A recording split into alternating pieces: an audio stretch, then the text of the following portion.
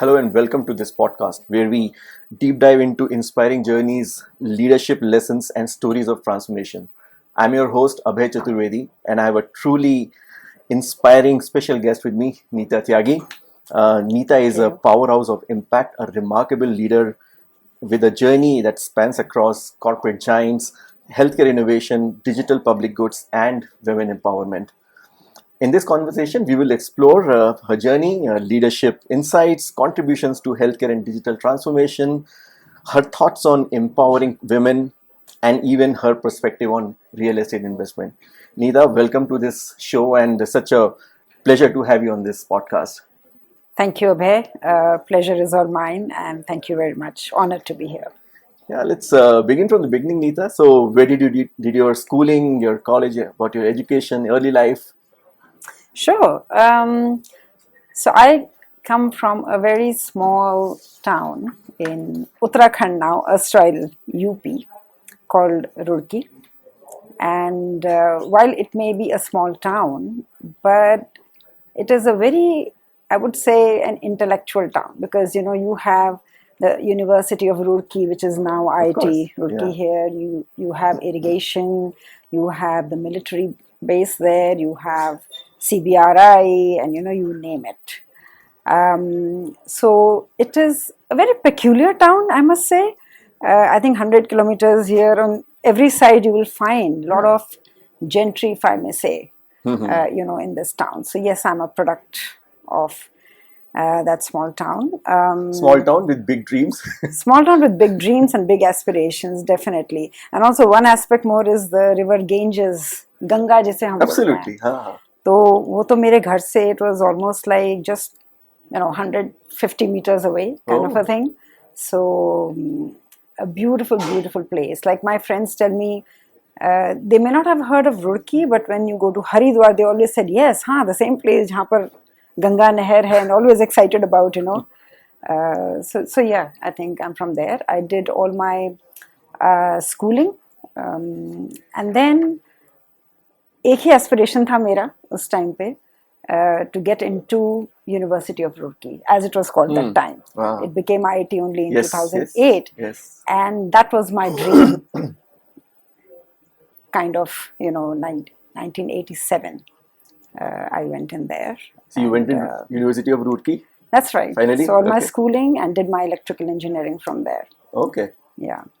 Oh, that's wonderful. So after your engineering, what inspired you to get into marketing and finance from IIM Bangalore? Such a reputed institution. Truth be told, do you want the truth or 100%? Because it may not be very inspiring, honestly. Basically, I would say, I think Bangalore as a place has guided a lot of my decisions. I came to Bangalore as a kid in, I think it was in 1985 or something. Fell in love with this place, which was truly a pensioner's paradise and air-conditioned city that time. Yes. And anyway, so when I got into engineering, etc., there's that. Even in my engineering, there was a second year where you had to do a internship, right? And my dad used to say, "Arey BHL Haridwar mein kar lete hain, you can do that." I said, "No, mujhe to Bangalore jana hai."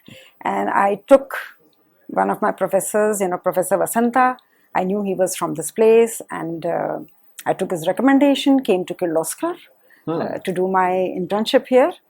And that was the time when I found out there is something called Indian Institute of Management in Bangalore.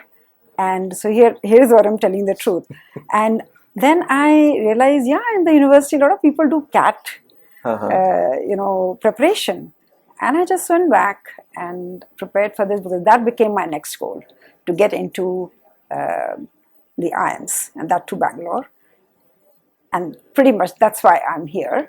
But yes, I think coming back to, in engineering, it is about machines. But I think what I really learned here was about people. The customer angle of it, the part of it. And I think being a very sort of, I think a people's person, this literally I felt it was the right thing for me to do, because engineering obviously teaches you how to break down big problems, etc. But I think it is relationships which, and this understanding of the word customer, I think that's very important, and the finances, obviously. So yeah, so not a very inspiring reason why I sort of went to IIM Bangalore, other than the love for this place. But I'm so happy that that's how it worked out in my life.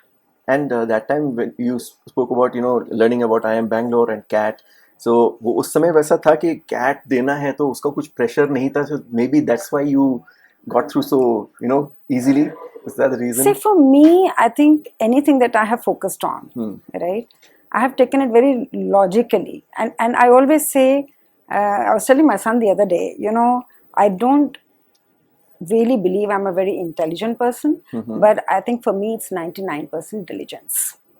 Wow. And that is really what has taken me through my life. I was good at mathematics, yes, I think that was from the very beginning. So that is one other thing which has taken me forward, made things easier for me, if I may say. In fact, उस time पे होता था कि Bangalore preferred more experienced people. Okay. There were a lot of PSUs here, right? So in 1990s, when you kind of try to figure out about all the IIMs, Bangalore specifically, there was a bias for people with experience, and that did not stack up, for me. It was a bit against me, so I wasn't very sure, but I think I was pretty sure about how I'm preparing for that. In fact, I can recall the day I was giving my CAT examination in Delhi. All my friends who were there, they saw me and they said, "Oh my God, how are you so cool?" Completely. And I had stopped all my preparation the day before. That's what I do. And just relied on whatever I've done before and just be bindas and be, whatever happens. But that day, during the, day before the exam, I'm absolutely, I do nothing. So yeah, I think I had prepared well. I knew that I had prepared well. That was enough. I can, so much relate to this, Nita, because when I was doing my CA, even I had like zero expectation from myself. So, and I think वो जब करते हैं ना, तो you are so cool. You don't expect, others also don't expect, anything from you.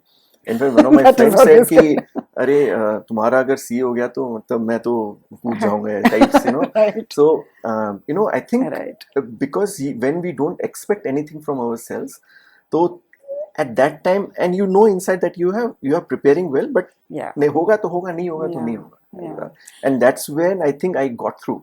Yeah. अगर pressure में करते ना, exactly. I don't think I would have ever cleared my CA. I think one thing again, which kind of my dad used to tell me that कि इतना preparation करो कि whether you get in or not, that's kismat or whatever it is, but you should not feel that if you did not get it, oh my God, if I had worked a little harder, I would have got it. So you should be at peace. Correct. Even if you did not get that you have done your best.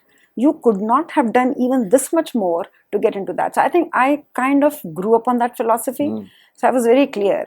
I've done whatever I could. I couldn't have done any more. If I get it, great. If I don't get it, I'm at peace with that. So I think that was really helped me. Wow, wonderful. If you want success, this is the mantra. So talk a little bit about your corporate journey. What did you did after your IIMs and engineering? How was that journey? Yeah.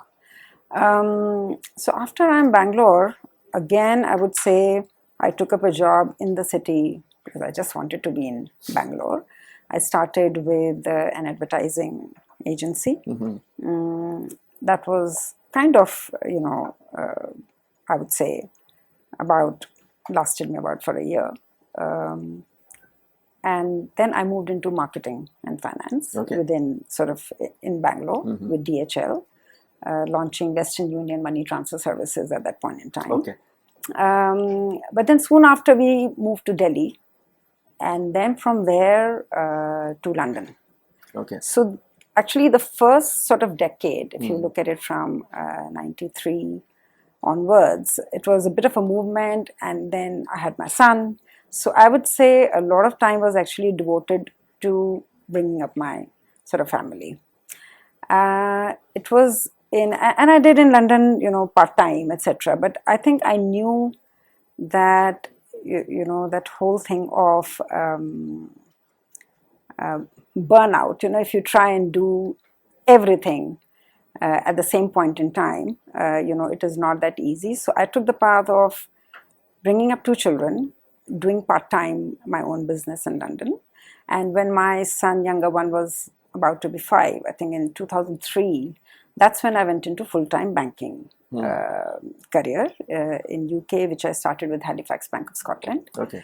And then soon after 2005, we sort of came back, and here it was Hewlett Packard, and Australia New Zealand Bank, ANZ, until 2012. So that decade was about banking and analytics hardcore, which I really enjoyed, because I told you I'm a maths person. So part of the reason why advertising did not go that well with me, to be honest, because my creative side is completely, zilch. But I think this stint I really enjoyed, because it was a lot to do with numbers and, a lot of business development, a lot of, setting up, departments in the banks.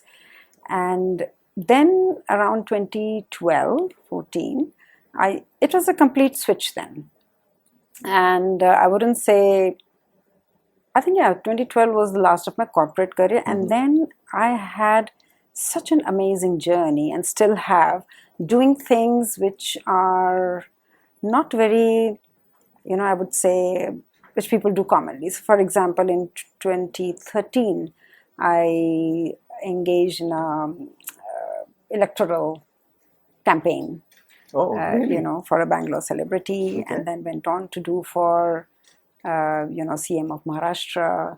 So I think around, a huge learning, and something that I took like fish to water. I really, really enjoyed that phase of mine. Then I got an opportunity to work for an organization called I.S.P.R.E.E., where we did, what you know as ABDM, Ayushman Bharat Digital Mission.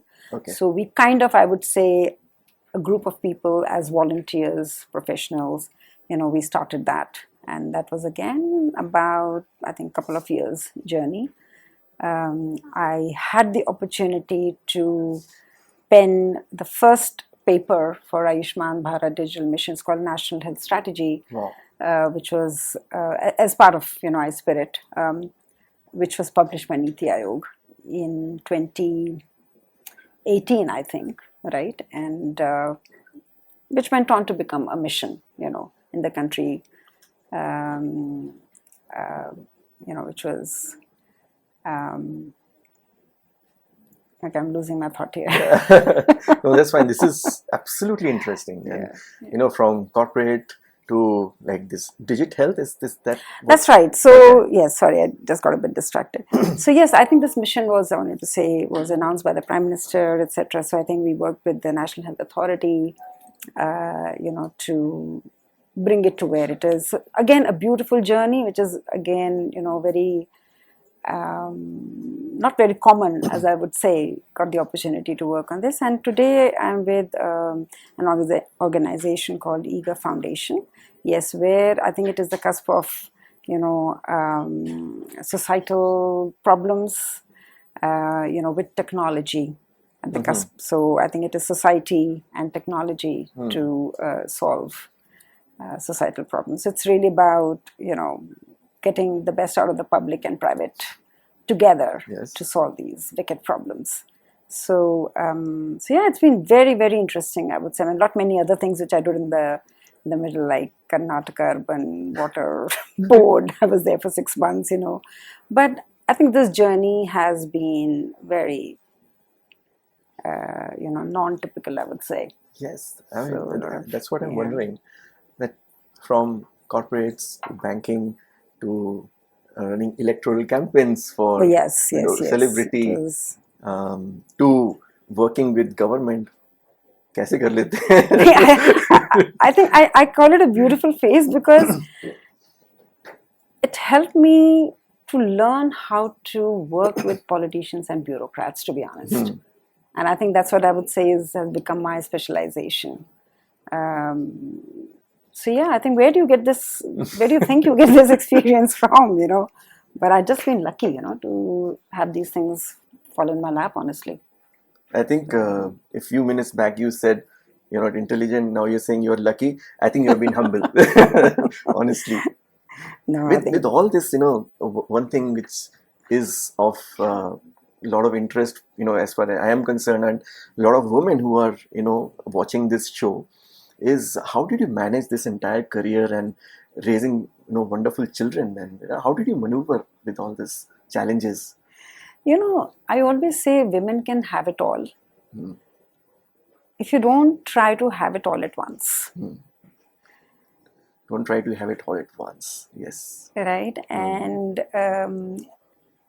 you do need a lot of support, right, at every phase. So I think that's why I say when I was bringing up my kids, I think I'm thankful that I got the opportunity to spend time with them, and I did my part-time work, etc. Because I think as a working woman, it is very difficult to not do anything as well. So I've been through that. You have to have your brain ticking, be engaged in something. But if it is at the same time, and hats off to women who do that, honestly, I'm saying that because I think there's a huge burnout as well. So, and then when you sort of get to a point where your kids are, old enough, etc., again, you need a lot of support from your family, from, I would say, your staff, your house help, etc., who you have to really nurture them that in times of difficult days, Yes. when, for example, someone is sick or this or Yes. that, or you have a really sort of busy day in the office, you're not able to. And in my case, I think my neighbors also have been great. I can give you an example. I used to go to, when I was with HP, I had to go to Mumbai for one of our clients. And I didn't have any full-time house help ever, right? My husband was traveling. And it was my neighbor who would take care of the kids just on her own. I didn't even kind of say that. And I just feel blessed that she was more, anxious about what will happen to the kids probably than me. Though I think I told in office, look, if I have to be in Mumbai, I have to come back and, make sure they go to school, and again, I will travel kind of a thing. So, I would say mostly it is about collaborative sort of, and how you have your systems in place, how you have people who can support you. And also I think my children, they used to enter the house on their own. In fact, one of the incidents is obviously the grandmother used to be a bit worried that kids are getting into the house, there is no full-time person, what would they have eaten, right? So every day 4 o'clock the phone would come. Till one day my younger son, he picks up the phone and he says, Dadi, hum log bahut independent hain. He was, So he was a 6 or 7 year old. He don't worry, hum manage kar lete hain. So I'm just saying, I think it is the children also Yes. who kind of, see. They also learn to adapt. They learn to adapt. I think that's what and that's it the is. best way to raise children. Yeah. When they are so independent, learn to adapt, and yet have that connection. Yes. And I would say when I was doing my election stint, that was the time when my husband really stood up, because I had no clue what is happening in my house. And this happened for 2 years almost. Oh. And my younger son was in those crucial, standards when exams and all are important. So that's why I said women can have everything if you don't want it all at the same point in time, and that's how the family is. You kind of, some days, you support one, next day you are supported by the Yes. other, right? And that talmel is very important to have. Then it is, you're able to achieve. Yeah, I think I read somewhere that we are neither independent nor dependent. We are interdependent. Interdependent. And Absolutely. I think that's the best example of Absolutely. what you just mentioned. Absolutely. I think you're bang on the point. That's what it is. Yeah. Yes, that's what it is. Say, yeah. One thing interesting when I was going through your profile, that you changed obviously from banking to corporates and electoral, and moved to social sector, eGov, that happened. How interesting was this? And just tell something about that piece.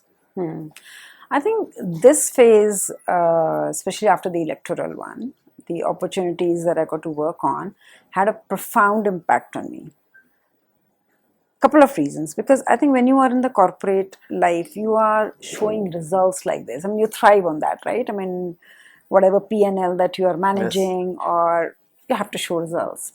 Whereas when you, and I wouldn't call it really social sector. I think what I've really loved about doing is how to strengthen our governments. I think that has been at the back of my mind. So if you can call it like supply side of this whole thing, where yes, people, there are these wicked problems, but you can solve them either from the demand side, right?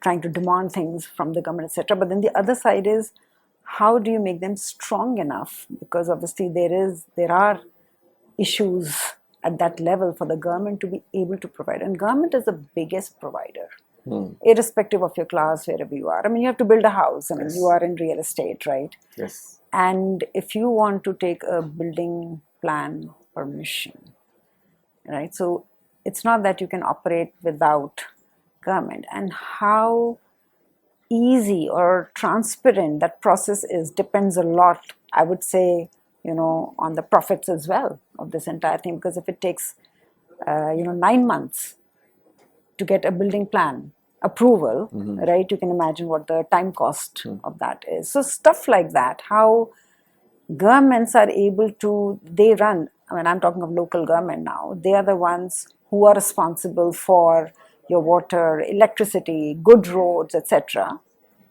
And if they do not have enough revenue, how do you think they can give you the services? So this is something I hear, having lived in London, right, where used to, in fact, why doesn't it happen in India, right? How come, yes, you pay heavy taxes, but then my,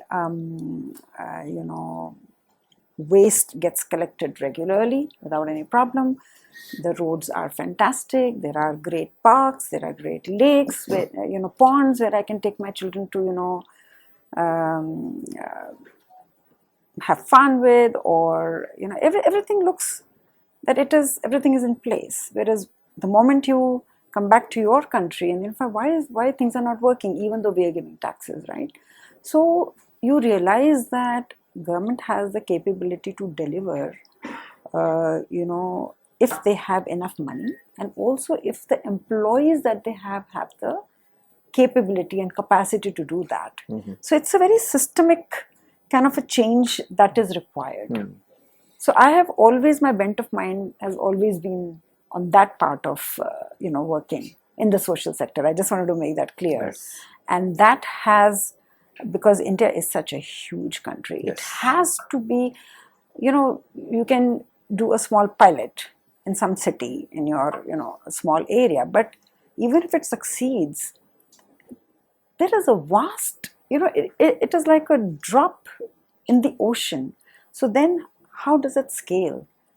And it is completely a different technology. Like, I mean, I would say now you see Netflix, Amazon Prime, right? It has changed your lives. Yes, correct? certainly.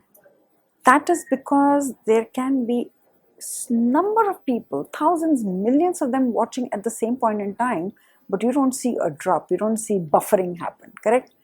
I think Yes. that's the easiest way I can kind of say. Correct. Similarly, our governments, they need robust systems which can be scaled so that all citizens can benefit from that.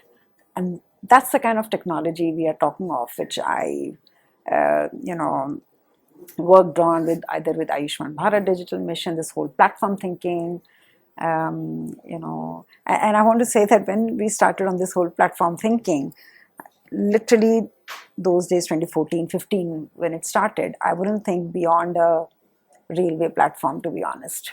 to where we are today, right? So it has been a huge learning curve for me, where you kind of see, what is possible with this kind of an technology used to strengthen governments to help the citizens, live a great life and a good quality of life. So I think that's the kind of arena sort of I'm in for the last decade, I would say. This is Which is exhilarating. Which is really exhilarating. This is so inspiring, and you're doing such work which is of use of public at large and working closely with government. And you're right, government is provider of such huge things to absolutely the public they are at the large, ones, biggest providers, honestly, in of every course, aspect. we are paying taxes, but government is the machinery which provides us all this infrastructure and everything. So that understanding doesn't, I would say I didn't, kind of was exposed to this, which and that's why I keep saying the work that I've been doing is so interesting. I've enjoyed my corporate life to the hill, but I think this is something completely a different orbit. And I understand you also work with governments of different countries as well. Africa, I've heard. Right. Yeah. So, how's been your journey there? So it has been, if I say amazing, that won't be enough. Lack of a better word. So it's been an eye-opener, honestly. So I think I had a great opportunity to work with the bureaucrats and politicians, in this country, and that taught me a lot. I think it gives you, I would say the experience gives you the confidence, right? So I think when we were opening up the Africa business, so this was more in health, where, just to give you a small context, malaria is a huge problem which is killing millions, specifically in Africa. I mean, it is a problem as in many countries, but I think in Africa, people are losing their lives. And there is a lot of philanthropic money behind Africa to help countries, control this menace. So this has been going on for a long time. There are a lot of, so what they do is they kind of, I think this one thing I want to bring out is, in a country like US or UK, you have basically, community health sort of services, right? They're very robust. So if I want to go to a GP, etc., it's all there. I kind of get my services there. But in countries like Africa, you have to run very specific campaigns. So here is a mosquito menace, so I have to distribute bed nets, or I have to give medicines to children below 5. There is, so because the community health is not that robust, campaigns, a lot of money goes into delivering these campaigns, delivering bed nets. Again, the government is the provider, right? Till a point comes where it can go back to a robust community, health services. So we have this product that we have, our software. It's open source, and while in India it has been used for urban services, just like I just talked about, property taxes, etc., how to help government get the revenues, etc. I think because of its very modular sort of an architecture, we figure out that it could be used in any domain for that matter, and health was one of them, and which we started with Africa. So today we are in more than 10, 12 countries where we work directly with the governments to improve their operations, operational efficiency, and have real-time visibility on what is happening. Because these are, like, just to give you the context, used to be pen and paper campaigns, right? So with technology which is scalable, right, it is possible for them to run these campaigns more efficiently and save lives and the impact, etc. And while working with these countries, did your initiatives at eGov improved your efficiency and effectiveness of your initiatives as well, working with different countries while you're So, working in India? so I think this is the two-way collaboration, right? So when you work with countries, you realize their contextual, what the issues are, right? And then you bring them back into, what you are working with, and that helps you to sort of make things better. If I think Yes. probably that's your question. I didn't get it very well, but Yes. Yeah. yeah. And any Yeah. cultural insights while working with these different countries? Oh, it has been so amazing. I can't tell you.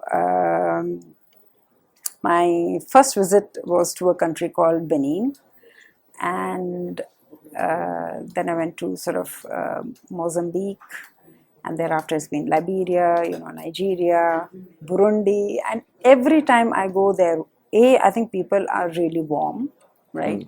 They all love India. They are all exposed to sort of like I wear saris there, and they just love it, right? And you kind of ask them, how is that? So all our Star TV, they watch all the serials. They know the Hmm. names of our Oh, actors. really? It's just amazing. Oh, I can't tell you how at home you feel because and you can generally see that people like they have warmth for you. And one of my best moments was, I think I was in one of the airports. I had some currency left of that country, and I was trying to bargain at the airport for something, and suddenly this guy says, "Nahi, nahi, zindagi," and I'm like, "What? What is that?" And then you realize they've been watching all these serials, and then they know Aishwarya Rai and Shah Rukh oh, Khan, really? etc. Oh yes, they take the names of the movies, etc. So yeah, you feel loved actually when you go there. It's not like and culturally again very interesting because the last time I was in Senegal, we were talking about marriages and mother-in-laws that kind of stuff, and you realize, oh my god, it's so Same. same. It is absolutely, there is no difference. You're like completing each other's sentences, so been a great experience, I think. Wow. Working in Africa, I've really enjoyed sort of every trip that I've gone. Yeah. That's awesome. So, as a women, in leadership, what sort of challenges you have faced while you're working in different sectors? Just talk, just give some examples. It will be interesting, very interesting. Right. I would say, my bringing up was in such a way, and I think I partly owe to this, that I never was given to feel less. Hmm. But if I would That say, is so important. I have one brother, and I think if I really kind of objectively, if anyone kind of says, I was given more importance in the house, right, as growing up, and even in terms of the career, etc. I think my parents had more expectations from me, and I think that means a lot. So I was never kind of, you are a woman, you can't do, you're a girl, you can't do, Hmm. this sort of thing. Even things like when we had a car, and if the car need to be repaired, I was the one who was asked to take it to the garage, Oh, not my brother. this is awesome. Right? So I think that had a real impact on whatever I did in life. Fast forward to when you are sort of in your corporate sort of career, I have in fact enjoyed those parts the most which have been a man's domain. So my electoral experience, I think, Yes. comes very nicely into that. And one of the incidents, for example, is that when I was supposed to go for a recce to this town for my client, people there were arranging for it, and the guy who was supposed to go with me actually fell sick or something, and they canceled the program. And I just called them up. So what? I'm here. He's sick, he can't go, but I can go. And they were really taken aback by that, right? And I went ahead. I did whatever I needed to do to get the entire intelligence of the, what the situation is, etc. And but I could see that they were like literally, what will she do? Like, she's a woman, right? And what it came very naturally to me, like, so what? I'm there. Why are you canceling that? And then when I went, we got the contract and everything, and I'm sitting there. This person, he says, almost like, yeah, we've got it under control, don't worry.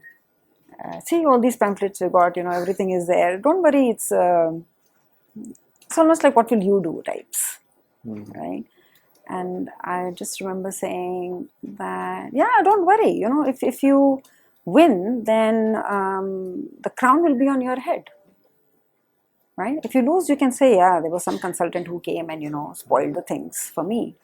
And that, I could see that person is thinking, and then he says, yeah, that's right, kind of. So I think I'm just saying, building that, how do you get past that notion, oh, she's a woman, what will she do, kind of a thing. It does not always mean that you fight it out. I think you have to find a way that the other person doesn't feel threatened, right? And that was the start of the story, like literally, oh yeah, fine, that's okay.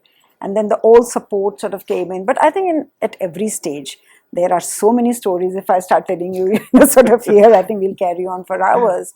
But, and the other incident I must, and this is support from your family kind of a thing. So when we were deep into this, and, the whole, I used to spend every week, I was in that town. And, the time of meeting your client was actually post midnight. Okay. Oh. So not like the normal, this thing in the morning, because there was no time. He would have time only when he was, during those hours. And that place would be full of men. I think I was the only woman probably there. But, the moment I would come, he would sort of call us in, etc. and all that. So I think one day, deep into that, one of my boys was captured by the opposition or something like that, right? And I put it in my group, and people said, my friends, oh, just be careful and this and that. My husband on that same group, he said, मेरी बीवी protection लेती नहीं है, वो protection देती है. And I think this stems from the fact that once he was telling me that, why don't you get dropped off first, it's so late in the night, and then people, I said, it's okay, I'm fine, because others don't have car, let me drop them and I'll go to my hotel. So I think very sweet, because he said, nahi, she doesn't, she's the one who gives protection to other people. So I think a lot of is to do with, because there could be bias, there are biases obviously at home. In fact, I remember meeting this IAS officer, and he, in fact, when he heard the story, etc. and all that, and he looked at Viraj and he said, how do you allow her to do this, right? And he said, where does the thing of me allowing her to do?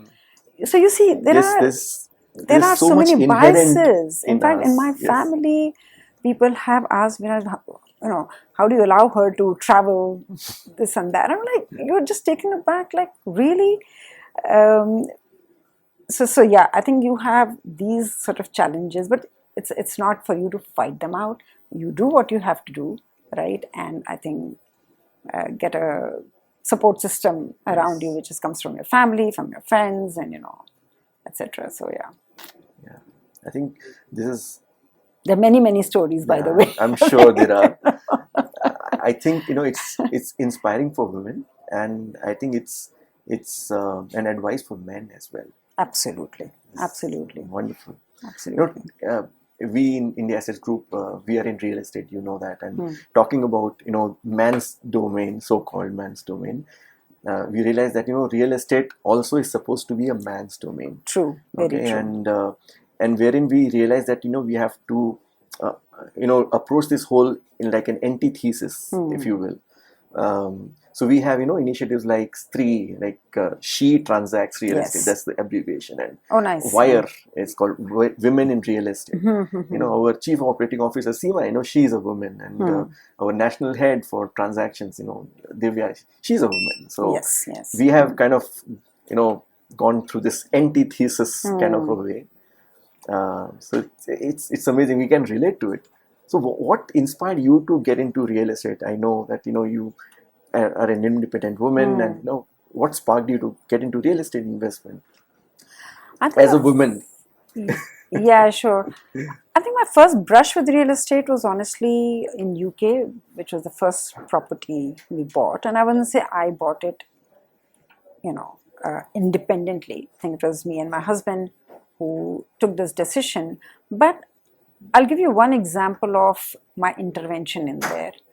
And this was, so we had a bit of a tough time sort of in the UK in terms of we had to move residences when my younger one was 1 month old, and then again 6 month old, because he wanted to sell the house.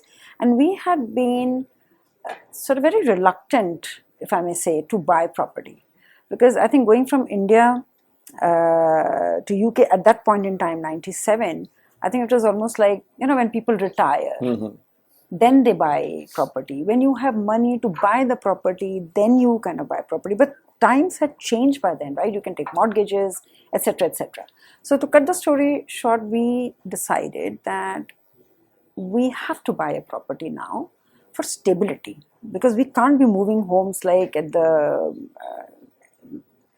somebody wants us to vacate the house, no more. And we decided to buy this house. Now we are the first time buyers, right, in that market.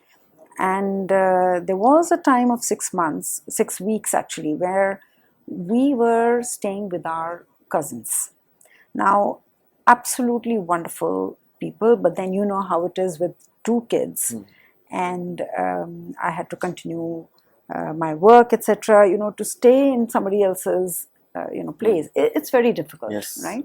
So we zeroed in on a house, and the way the market works there is that it's a chain. So somebody will sell the house, and then they will buy the house, right? I think that's the kind of chain there.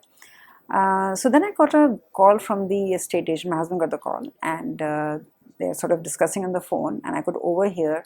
And he's saying that, it will take some more time because the one who's selling the property, she can't vacate it for another month or something like that. And I just overheard that, and I took the phone. I said, give the phone to me, right?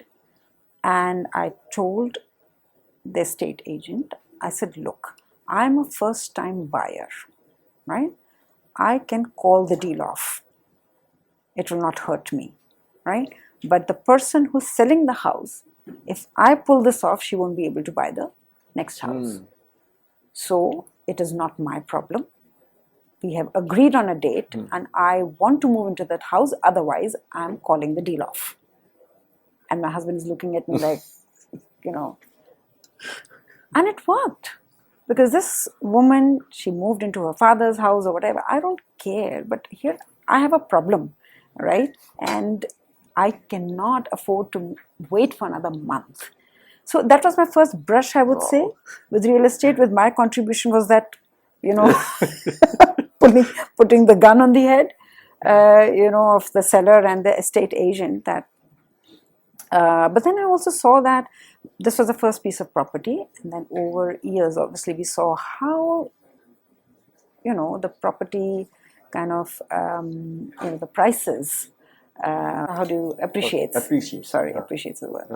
So that was the first time when I saw that when you have invested into a property, the way real estate appreciates is like nothing else. Yes. Right? No amount of money in your bank, etc., kind of, even touches it remotely. So that was a great experience, I would say, the first property we bought in sort of UK. And when we came back to India, yes, we have taken, again, a lot of real estate decisions. And I would say my message to women, I mean, what I did was really ask questions, if I have to say, right? Be engaged. So negotiations of the recent property that we bought, I think, took part in the negotiations, and women need to do that. Yes. More often, because the kind of sensibility, the example I gave you, I mean, that was just a kind of example, but there are some sensibilities that women bring to the table, Yes. which are important for these key decisions in your life. Yeah. Yeah, that would have been my next question, that, what guidance would you give to women who are looking for, investments in real estate independently? Yeah. I would say it is a great feeling, first of all, right? But then it can be very scary also. So I have also been through that journey, right? Where sometimes you feel maybe you will make mistakes, or it is very convoluted, or it is beyond yourself, because we all know, especially I think now with the experience of the UK property market and India property market, I think this market is definitely very complex. So the clearance of titles, etc. There's that, how you hear stories that, oh, you bought this farm, and then there were people who contended, oh no, it still belongs to them because one signature of one family member did not happen at that point in time. All those kind of things happen. So, but I think I would say women in general do take those decisions.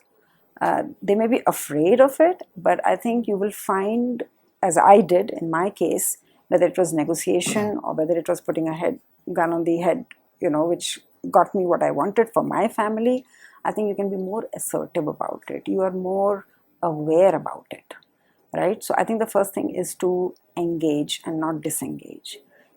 Whatever person that be, even if it is 10% engagement, you start with that, because you do bring certain sensibilities which are not there, Yes, absolutely. in the other gender. So I think it's kind of doing that together. And I think second, I would say, whatever it is, right? Ask questions.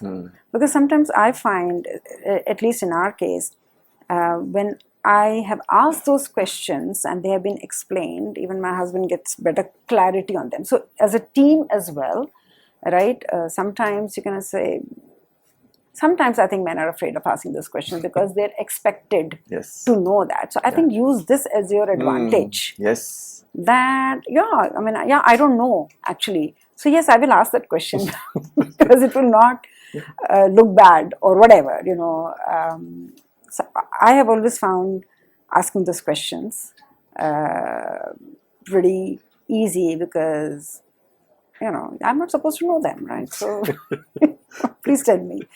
So that is the second part of it. And so slowly I would say that increases your percentage engagement with these decisions.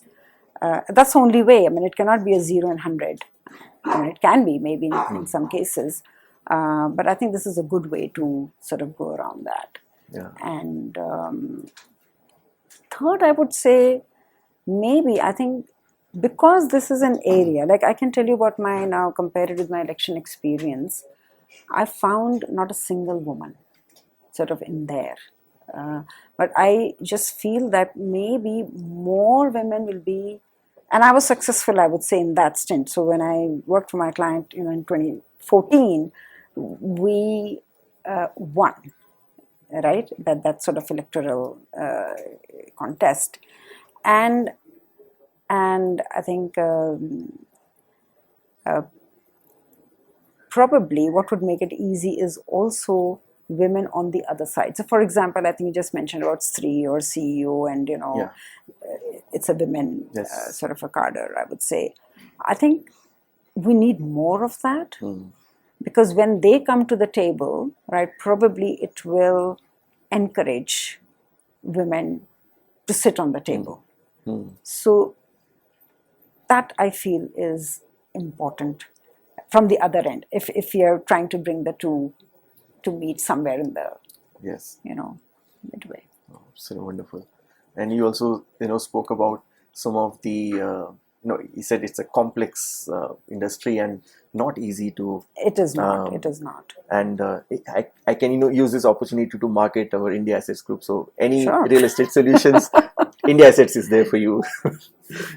No, Okay. definitely, because like you Yes. said, I mean, I can see in your office, I mean, there are a lot Yes. many more women, and I think Yes. if that, and I think what you are trying to do is something really great for women empowerment, because end of the day, I mean, even I have seen in my life when I had a joint account versus when I had my own, or my own money comes in, it gives you a sense of empowerment. Absolutely. And Yes. you do kind of take some decisions. Yes, I want to,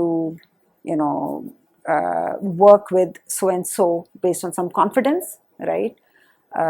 To obviously grow my money, right? The appreciation, etc. So I think if you can give that confidence to women, where you have so many women employees and who have the knowledge, right? I think it's a great, great initiative in my mind to get many more women to not be afraid of, leave those inhibitions behind, that this is a man's thing and they know best and I will make mistakes, etc. Because that's the hump they need to Yes. sort of cross over. And that is something, if you're doing it India Assets, that's brilliant. Amazing. Yeah, I'm a little conscious of the time as well, and just shifting gears. I think a lot of people are already inspired. Listening to you. If you have any specific routine or whatever you do on a daily basis, which keeps you grounded and energetic Right. and fit. So one thing, again, a lot of people ask me that, and I always say it goes back to some good habits. So one of the things that I have done is yoga Okay. since the age of 16, and that's something, again, a gift from my parents, sort of, who said, when I got into engineering at that time, they said, "Paisa to tum kama logi, but health is something which Yes. you need to take." And I think since then I have been with all the in my life, kids happened, the careers, this, that, the other, I always kept coming back to yoga, and I still do to this day. Wow. So yoga is very important for me, and within that, with age, you try to put in your strengthening exercises and this, that. But in a nutshell, what I love to say is, put yourself on top of the to-do list, right? Because take care of yourself. So not just health, but even your emotional, aspect of it. Do take care of yourself. So that's my advice to women, because you get so caught up in your daily, you're pulled in different directions depending on the stages of your life. But this is really important. Put yourself on the top of your to-do This is list. such a powerful line. But लोग बोलते हैं कि time नहीं है योगा करने के लिए, we are so caught up I in know, this, I know. that. So it's a myth. It's a a myth. I think if you really want to do something, you will make time for that. So it may seem difficult at first, but you have to be convinced that this is important. So what happens in life is, when some problem crops up, right, you then drop everything and then you try to manage that. But I think these are more preventive, and I've worked in health, public health, and I think all my focus has always been on the prevention side of it, whether it was working with National Health Authority on this, or now in Africa, and also these. It's all about, there's a saying, prevention is better than cure, for a reason, right? So if you think something is important, you will make time for it. Yes. Believe me. So all those people who are listening, if you say मेरे पास time नहीं है, no, she's that's a myth. inspiration. Yeah. Not acceptable. Yeah. So last section of this podcast. Okay. I'm enjoying this. Yeah, me too. I think it's this would be a really rapid enjoyable. fire. A book that has significantly influenced your thinking? I would say not a book, but an author, and that is Bertrand Russell, Okay. which has almost validated my thinking, if you will allow me to expand. And it goes very well for women. So I would like to elaborate that. What I have understood, he writes, is that, you have this whole thing of sacrifice. And we women are very, for our children, for our family, right? And then as you progress in life, some setbacks, and you kind of take it, oh, I did so much for XYZ, right? And this is what I have to see, etc. And I think what he's trying to say is that when you do, for a simple example, when you're bringing up your children, that's not a sacrifice. Yes. You do it for them. For them. Yes. So why this pain in life when the child grows up and has a mind of his or her own, and you feel bad that I did so much and this is what I have to hear? Because that is really the crux of the emotional problem that we go through day in and day out in every family. And I related to that so much. In fact, in my house, if there is something to eat, for example, and my children kind of say, oh, you're not that kind of a mother. Because I said, no, if I like it, I'm going to have this. It's not like you have it, or, I will have it after you have. So profound impact, Bertrand Russell is my favorite. Okay. But I would say, since you're talking of women empowerment, there is an authoress called Elena Ferrante. And I think I loved her books because she really brings out that emotional intensity of an adolescence. And it is about girls and friendship that you have, when you are into adolescence. So I would recommend everyone to sort of read that, because that's amazing. Yeah. Any particular leader you admire, and why? My favorite leader, okay, by the way, those are the days. I'm 70 born, so, I always felt I'm the next Indira Gandhi, so, that whole leadership style, etc.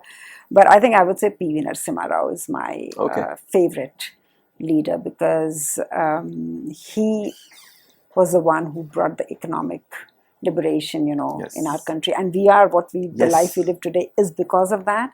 And plus, he was a leader who, for example, who learned at every point in time. So whether he was in the ministries, or off the ministries, he took that time to gather some skill. I mean, he spoke 17 languages. Wow. Yes. Right? And there's when he went to the US, to live with his son, when he was not part of the government, he learned computers.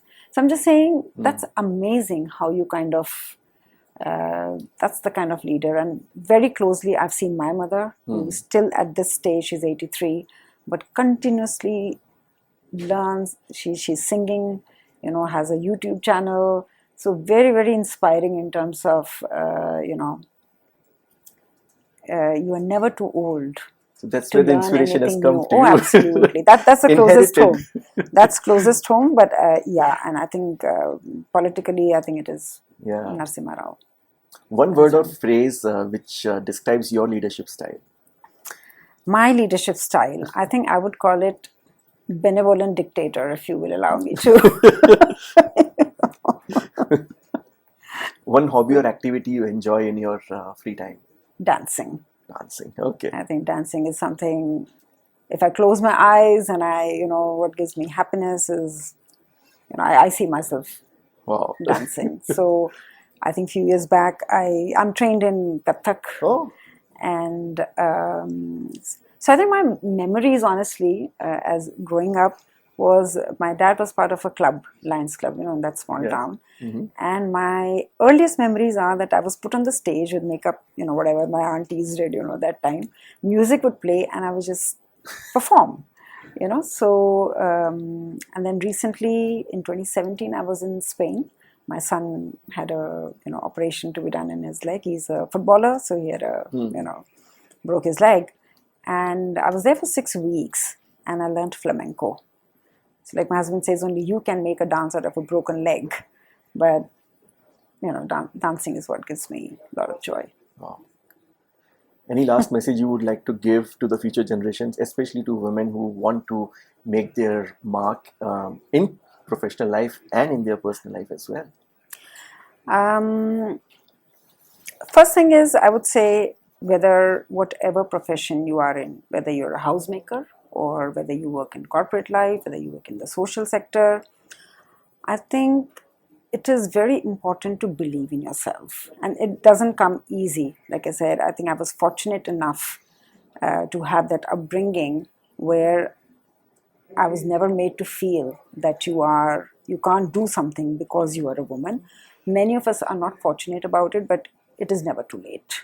I think so. That is one.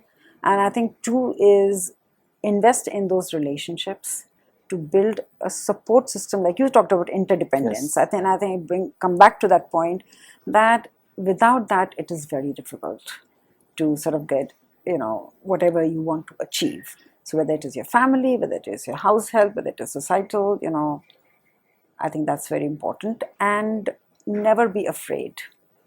For me, honestly, it's like if somebody says that you cannot do this because you're a woman, I think I will just go ahead and do it with vengeance, pretty much. So, yeah, I think those would be my messages to women. Just be out there and believe in yourself.